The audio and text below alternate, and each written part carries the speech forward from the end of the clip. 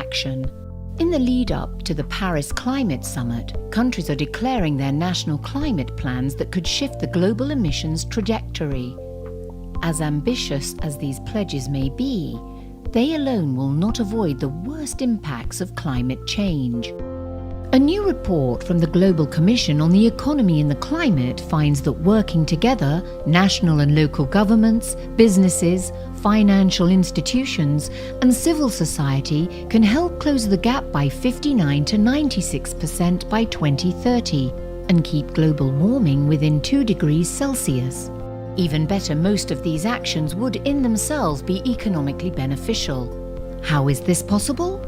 By building compact, better connected cities, we can save an estimated $17 trillion by 2050 and reduce greenhouse gas emissions by 3.7 gigatons by 2030. By raising energy-efficient standards, we could boost worldwide GDP by as much as $18 trillion by 2035 and reduce greenhouse gas emissions by as much as 6.9 gigatons by 2030.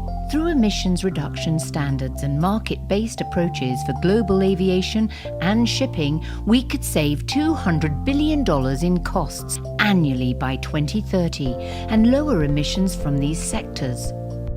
Momentum is growing. Renewable energy is getting cheaper every year. More than half of the 100 largest global companies are saving about $1.1 billion per year through their emission reduction and renewable energy initiatives. Smart city networks and initiatives to halt deforestation are spreading. And around the world, more than 40 national and 20 subnational regions are moving forward with carbon pricing systems. More needs to be done. By working together, we can stimulate economic growth, reduce poverty, and deliver a safer climate for a prosperous future. Find out more about the economic benefits of climate action. Visit www.newclimateeconomy.report.